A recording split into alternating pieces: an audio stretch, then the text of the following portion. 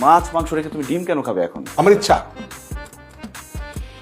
তুমি তো রাত্রে এটা চাইতে ছোটবেলায়, এটা খাবো এটা খাবো, আমি তো করে দিয়েছি। যা ডিমবাজি করে নিয়ে এসো। দাঁড়িয়ে আছো কেন? আসো। ডিমবাজি নিয়ে আসো।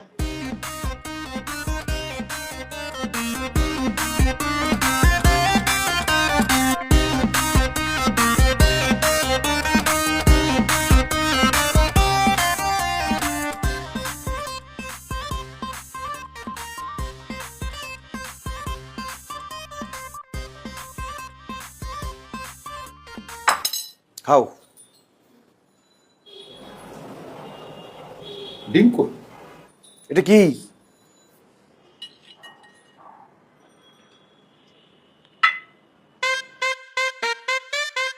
এটা কি? এটা পেঁয়াজ, আর তুমি পেঁয়াজ সহ ডিম পছন্দ করো। পেঁয়াজ সহ ডিম আমি পছন্দ করি সকালবেলা, ব্রেকফাস্টের সময়। আমি রাতের বেলা পেঁয়াজ খাই। রাতের বেলা পেঁয়াজ খেলে মুখে গন্ধ হয়, পেটে গ্যাস হয়। খেয়ে নাও, খেয়ে ব্রাশ করে নিও।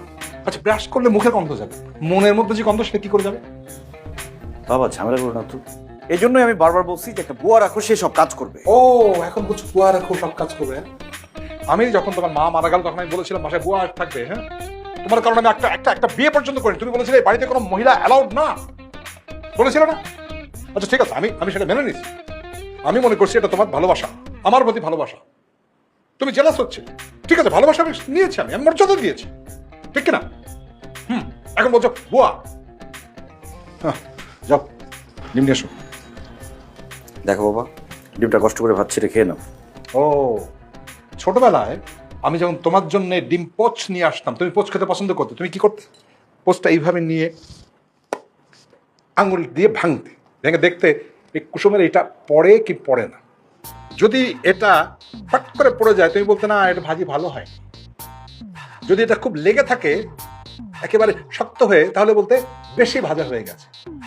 ডিম এমন হবে পড়বেও না, আবার শক্ত হয়ে থাকবে না। তখন তো আমি বিরক্ত হইনি, আমি সেটাকে ভালোবাসা হিসেবে নিয়েছি। এখন যাও আমার ডিম নিয়ে এসো।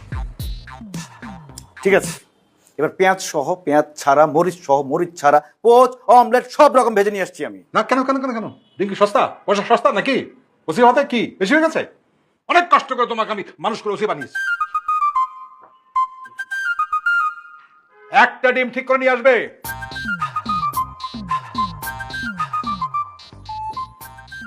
ইয়েলো ডিম কই?